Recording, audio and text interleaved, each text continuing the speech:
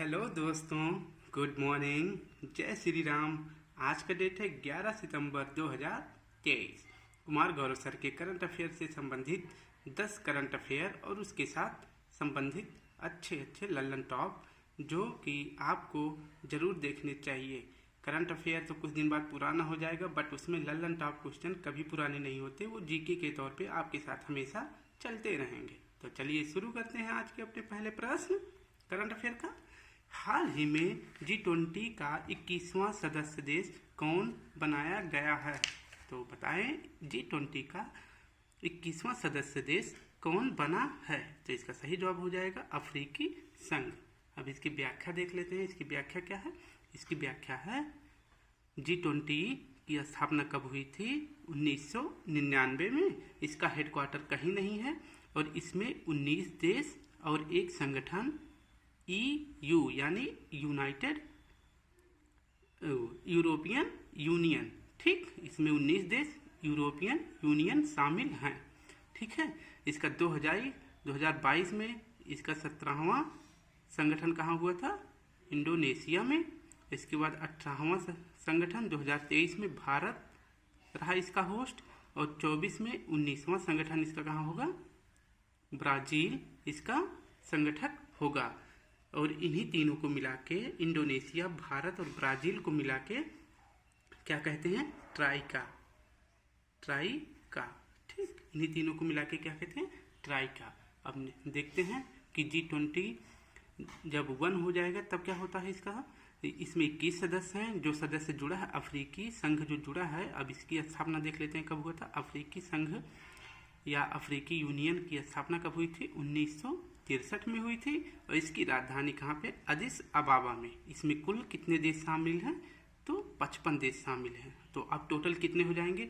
55 देश ये हो जाएगा और 19 देश ये हो जाएगा, और इसमें 27 देश शामिल हैं। ठीक, EU में, यूरोपियन यूनियन में 27 देश हैं, इसमें 55 देश हैं, इसमें 19 देश हैं। टोटल बता देना कमेंट में कितने हो जाएंगे। और इसके राष्ट्रपति मतलब इसके जो हेड है कौन है? अजानी ओसामनी। ठीक, अब इसकी व्याख्या देखते हैं। अरे मतलब लल्लन टॉप देख लेते हैं कि नई दिल्ली घोषणा पत्र जो हुआ था अभी G20 में, इसमें कुल कितने अनुच्छेद थे? 17। इसमें जो है विभिन्न मुद्दों पे बात की गई है, जैसे आतंकवाद की फंडिंग को रोकना, पर्यावरण को जो है संरक्षण देना, इसके बाद गरीबी की या भूखमरी को जो है ख़त्म करना, ठीक, समावेशी शिक्षा पे जोर देना। तो विभिन्न प्रकार की घोषणाओं पे बात हुई है। अब हम इसमें देख लेते हैं कि कुछ जो संगठन हैं उसमें नवीनतम सदस्य कौन कौन से जुड़े हैं, उसको देख लेते हैं। तो देखते हैं नवीनतम सदस्य जो है SCO का नवीनतम सदस्य कौन सा है? ये है ईरान। ठीक, NDB का न्यू सदस्य कौन है? मिस्र। NDB मतलब न्यू डेवलपमेंट बैंक, इसका नवीनतम सदस्य कौन है? मिस्र। IMF का इंटरनेशनल मॉनेटरी फंड, इसका नया देश कौन सा? एंडोरा। आसियान का नया देश कौन है? तिमोर लिस्टे। इसको जो है थोड़ा ध्यान में रखना, अभी इससे रिलेटेड एक क्वेश्चन और आएगा। ये आसियान का नया सदस्य देश है। अब ब्रिक्स में कितने देश हैं? ब्रिक्स से 6 देश नए जुड़े हैं। ठीक है, तो ब्रिक्स में पहले 5 देश थे, अब 6 देश जुड़ गए हैं, तो टोटल 11 देश हो गए हैं ब्रिक्स में। ठीक है, अब देखते हैं प्रश्न। एक बार आप देख ले फिर से एक बार कि NDB का नया देश मिस्र है, IMF का नया देश एंडोरा है, आसियान का नया देश तिमोर लिस्टे है, और ब्रिक्स का नया देश, इसमें 6 देश जुड़े हैं, तो टोटल 11 देश हो जाएगा। आप इसको तिमोर लिस्टे को ध्यान में रखना, अभी इससे रिलेटेड एक नया प्रश्न आने वाला है। ठीक है, अब देख लेते हैं प्रश्न 2। हाल ही में वैश्विक जैव ईंधन गठबंधन का शुभारंभ किसने किया? तो इसका सही जवाब हो जाएगा भारत ने इसका शुभारंभ किया है, तो ऑप्शन डी सही हो जाएगा।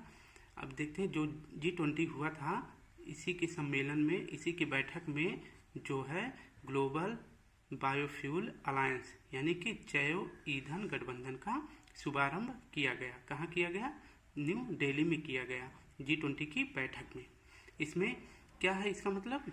जैव ईंधन गठबंधन का मतलब क्या है कि पेट्रोल में 20% इथेनॉल मिलाना, जिससे कि भारत का क्या लक्ष्य है कि 2070 तक भारत जो है शुद्ध शून्य कार्बन उत्सर्जन करेगा, जिससे कि भारत में कार्बन की मात्रा बिल्कुल शून्य हो जाएगी। ठीक, तो इसीलिए भारत ने इस गठबंधन में पेट्रोल में 20% ईंधन मिलाने के साथ सभी देशों के साथ एक घोषणा पत्र साइन करा था, जिसका क्या नाम था, नई दिल्ली घोषणा पत्र। ठीक, अब देखते हैं कि 2023 में भारत किस किस संगठन का जो है होस्ट था। तो भारत जो है 2023 में किस किस संगठन का होस्ट था, तो पहला है G20 का होस्ट था, ठीक, SCO का होस्ट था, और इंटरपोल का भी होस्ट था। जो इंटरपोल है इसकी 90वीं बैठक भारत में हुई थी, और वर्ल्ड कप का भी आयोजन भारत में ही होगा। ICC वर्ल्ड कप 2023 का होस्ट भी भारत होगा। और महिला बॉक्सिंग चैंपियनशिप इसका भी होस्ट भारत था, जिसमें भारत ने 4 गोल्ड मेडल जीते हैं। और 15वां हॉकी वर्ल्ड कप जो उड़ीसा में हुआ था, जिसमें स्पेन जीता था और बेल्जियम उप विजेता था, इसका भी आयोजन भारत में हुआ था। वासेनार व्यवस्था का आयोजन भी भारत में हुआ था। और इसके बाद देख लेते हैं कि अंतर्राष्ट्रीय बाजरा वर्ष 2023 का आयोजन भी भारत में हुआ है। तो अब इसको देख लेते हैं कि भारत 7 से 8-9 संगठनों का आयोजक 2023 में रहा है। नेक्स्ट प्रश्न देखते हैं स्टूडेंट। प्रश्न 3 है करंट अफेयर का कि हाल ही में भारतीय नौसेना ने किसके साथ वरुण 2023 द्विपक्षीय अभ्यास का आयोजन किया। भारत ने किसके साथ वरुण 2023 द्विपक्षीय अभ्यास का आयोजन किया, तो इसका सही जवाब हो जाएगा फ्रांस के साथ। अब देख लेते हैं फ्रांस के साथ कितने अभ्यास किए हैं भारत ने, उसका क्या नाम है। एक तो है शक्ति, दूसरा है गरुड़ और तीसरा है वरुण। ठीक, वरुण जो है ये नौसेना अभ्यास है, गरुड़ जो है ये जो है वायुसेना अभ्यास है, और शक्ति जो है ये थल सेना अभ्यास है। तो तीनों आप अभ्यास याद रखना, शक्ति, गरुड़ और वरुण, ये तीनों किसके साथ होते हैं, फ्रांस के साथ होते हैं। ठीक, ये वरुण का 2023वां जो आयोजन हुआ था ये किस क्रम का था, ये 21वां क्रम था। ठीक, ये 21वीं बार भारत में आयोजित किया गया, और इसका आयोजन कहाँ किया जाता है, ये पश्चिमी घाट पर इसका आयोजन किया जाता है। इसके लल्लन आपको देख लेते हैं कि किस देश के साथ भारत ने कौन से अभ्यास किए हैं, उसका क्या नाम है। तो देख लेते हैं कि गरुड़ शक्ति भारत इंडोनेशिया। अगर पूछे गरुड़ और शक्ति और वरुण, ये तो फ्रांस के साथ है, लेकिन जब दोनों एक में हो जाए गरुड़ और शक्ति, तब ये हो जाएगा भारत इंडोनेशिया। ठीक, मित्र शक्ति और सिलिनेक्स, ये दोनों आयोजन अभ्यास भारत और श्रीलंका के बीच हुए हैं। बोंगो सागर और संप्रीति, बोंगो सागर और संप्रीति भारत और बांग्लादेश के साथ हुआ है। एयर डिफेंडर ये नाटो का है, ये नाटो का अभ्यास है। नॉर्थ अटलांटिक ट्रीटी ऑर्गेनाइजेशन, इसका मुख्यालय कहाँ है, ब्रुसेल्स। ब्रुसेल्स कहाँ है, बेल्जियम में। ठीक, बेल्जियम की राजधानी है ब्रुसेल्स।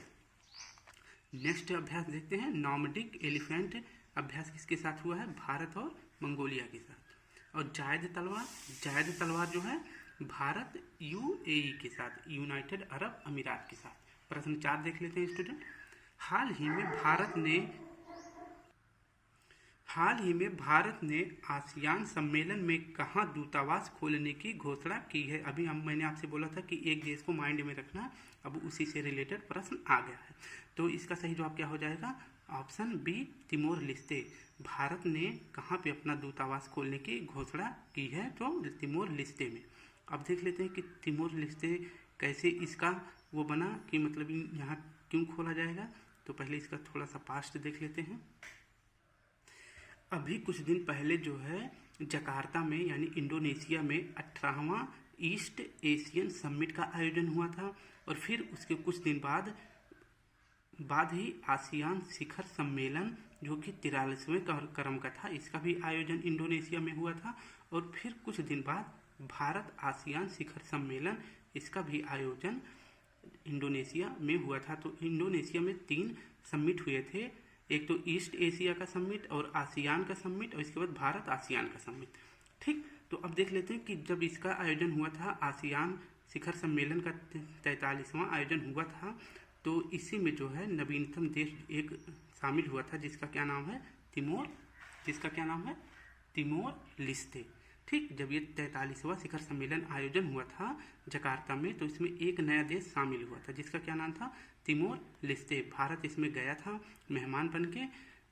तो इसी में जो है जब तिमोर लिस्ते शामिल किया गया था, तो भारत के साथ जब एक और सम्मेलन हुआ कुछ दिन बाद, कि भारत आसियान सम्मेलन जब हुआ, तो इसी में भारत ने निश्चय किया कि जो ये नया देश बना है, इसी में मैं अपना नया दूतावास खोलूंगा। तो भारत ने इसी बैठक में, किस बैठक में, भारत आसियान शिखर सम्मेलन में भारत ने जो है अपना दूतावास खोलने का फैसला किया है।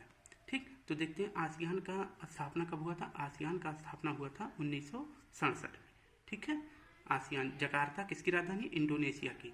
तो भारत कहाँ दूतावास खोलने वाला है, तिमोर लिस्ते में। ठीक, अब ये तिमोर लिस्ते जो है जब आसियान में शामिल हुआ तो आसियान देशों की संख्या कितनी हो गई, 11 हो गया है। अब नेक्स्ट प्रश्न देखते हैं स्टूडेंट।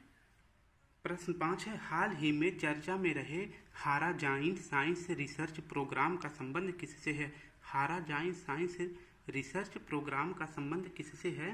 तो इसका सही जवाब हो जाएगा ऑप्शन बी, यूरोप से है। ठीक, अब देखते हैं हारा जॉइंट क्या है। हारा जॉइंट साइंस रिसर्च प्रोग्राम, इसकी शुरुआत किसने की है, ईयू ने, मतलब यूरोपियन यूनियन ने। ठीक, हारा जॉइंट साइंस रिसर्च की शुरुआत किसने की है, ईयू ने। और कब करी थी, तो 2021 में करी है। और कब तक के लिए, 2027 तक। ठीक, इसका आयोजन किया जाएगा। ठीक है, इसका मतलब क्या हो जाएगा कि ये जो है साइंस के क्षेत्र में खोज करने वाली है। ठीक है, ये साइंस के क्षेत्र में खोज करने वाली है। तो इसमें एक नया सदस्य जुड़ा है, तो जिसका क्या नाम है, यूके यानी इंग्लैंड। इंग्लैंड जो है हारा जॉइंट साइंस रिसर्च प्रोग्राम में अभी जल्द ही सम्मिलित हुआ है, जिसकी स्थापना कौन कर रहा है, EU, United union, European union. ठीक है, अब नेक्स्ट देखते हैं कि जो है यूरोपियन यूनियन में जो है पहले इंग्लैंड शामिल था, तो उसकी संख्या कितनी थी, तो उसकी संख्या 20 थी। जब इंग्लैंड शामिल था यूरोपियन यूनियन में तब उसकी संख्या कितनी थी, 28 थी।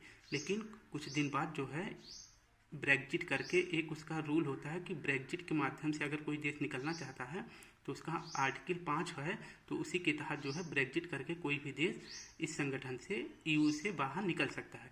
तो इंग्लैंड जो है निकल गया था। ठीक, तो इंग्लैंड जब निकल गया था तो 27 देश बचे थे। अब फिर जो है इंग्लैंड इसमें जो है शामिल हो गया है, तो अब इसकी संख्या फिर 28 हो जाएगी। ठीक है, अब देखते हैं कि यूरोपियन यूनियन का मुख्यालय कहाँ पे है, ब्रुसेल्स, बेल्जियम में। और नाटो का भी मुख्यालय यहीं पे है। नाटो का भी मुख्यालय यहीं पे है, NATO, नाटो का मुख्यालय भी बेल्जियम, ब्रुसेल्स में है। अब नेक्स्ट प्रश्न देखते हैं स्टूडेंट कि हाल ही में डिजिटल किराया, ये किराया है, हाल ही में डिजिटल किराया भुगतान के लिए नेशन फर्स्ट ट्रांजिट कार्ड, क्या नेशन फर्स्ट ट्रांजिट कार्ड किसने लॉन्च किया है, डिजिटल किराया भुगतान के लिए। तो नेशन फर्स्ट ट्रांजिट कार्ड किसने लॉन्च किया है, तो इसका सही जवाब हो जाएगा SBI। अब देख लेते हैं व्याख्या। नेशन फर्स्ट ट्रांजिट कार्ड किसने लॉन्च किया है, SBI ने। ठीक, SBI के हेड कौन है, दिनेश खारा। क्यों लॉन्च किया गया है, ठीक है, इसको देख लेते हैं कि परिवहन में एक ही कॉमन कार्ड यूज किया जाएगा। अब परिवहन में कैसे, मतलब परिवहन मतलब जैसे मेट्रो में आप यात्रा कर रहे हैं, बस में यात्रा कर रहे हैं, या फिर कहीं कोई पेमेंट कर रहे हैं, तो उसके लिए आपको हर तरह का कार्ड यूज नहीं करना पड़ेगा। सिर्फ एक ही कार्ड से आप जो है इन सभी का भुगतान कर सकते हैं। ठीक है, इसका सुझाव किसने दिया था, तो इसका सुझाव जो है नंदन नीलकणी समिति ने दिया है कि एक ही कार्ड से सब कुछ आप पे कर सकते हैं। अब लल्लन टॉप क्वेश्चन देख लेते हैं कि कुछ समिति है उससे संबंधित जानकारी कलेक्ट कर सकते हैं कि माधव गाडगिल समिति का संबंध किससे है, तो इसका संबंध है पश्चिमी घाट के संरक्षण से। पश्चिमी घाट जो कि जैव विविधता के लिए जाना जाता है, उसकी संरक्षण के लिए माधव गाडगिल समिति बनाई गई है। अब सरकारीय आयोग का संबंध किससे है, तो सरकारीय आयोग का संबंध केंद्र और राज्य के बीच संबंधों का अध्ययन है कि केंद्र के और राज्य के बीच संबंध कैसे स्थापित किया जाएगा, उसके लिए सरकारीय आयोग स्थापित किया गया है। और संथानम समिति का क्या तात्पर्य है, इसकी स्थापना से केंद्रीय सतर्कता आयोग की स्थापना की गई है, यानी कि CBC। ठीक, और विजय केलकर समिति की स्थापना से GST लागू किया गया था, मतलब GST की स्थापना की गई थी। और GST कब लागू किया गया था, तो GST लागू किया गया था 1 जुलाई 2017 को। ठीक, इससे संबंधित कौन सा संविधान में संशोधन किया गया जिससे कि GST जोड़ा गया था, तो 101वां संविधान संशोधन किया गया था, तो उसी में GST का उल्लेख है। तो GST लागू हुआ था 1 जुलाई 2017 को। नेक्स्ट प्रश्न देखते हैं स्टूडेंट प्रश्न है प्रतिवर्ष विश्व ईबी दिवस कब मनाया जाता है? ईबी दिवस, तो इसका सही जवाब क्या हो जाएगा? 9 सितंबर को। अब देख लेते हैं कि वर्ल्ड ईबी डे, ईबी का फुल फॉर्म हो जाएगा इलेक्ट्रिक व्हीकल, यानी कि इस समय जो है पर्यावरण पे ज़्यादा सब लोग जोर दे रहे हैं कि ज़्यादा कार्बन उत्सर्जन ना हो, स्वच्छ ऊर्जा को बढ़ावा देने के लिए इसकी शुरुआत की गई है। स्वच्छ ऊर्जा को बढ़ावा देने के लिए ईबी डे मनाया जा रहा है, जो कि कब शुरू किया गया? पहली बार इसको मनाया गया था 2020 में। ये चौथा क्रम है अब की बार, और 9 सितंबर को मनाया जाता है। लल्लन टॉप देख लेते हैं स्टूडेंट। लल्लन टॉप में है कि फर्स्ट अंतर्राष्ट्रीय पुलिस दिवस, पहली बार अंतर्राष्ट्रीय दिवस कब मनाया गया था? अंतर्राष्ट्रीय पुलिस दिवस यानी कि इंटरपोल डे, तो 7 सितंबर को मनाया गया था। तो इंटरपोल की स्थापना कब की गई थी?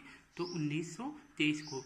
इसकी 90वीं बैठक भारत में हुआ है, और भारत में हुआ है, और अंतर्राष्ट्रीय पुलिस दिवस का 100 वर्ष पूरा हो गया है। उसी की याद में 7 सितंबर को इंटरनेशनल पुलिस डे मनाया जाता है।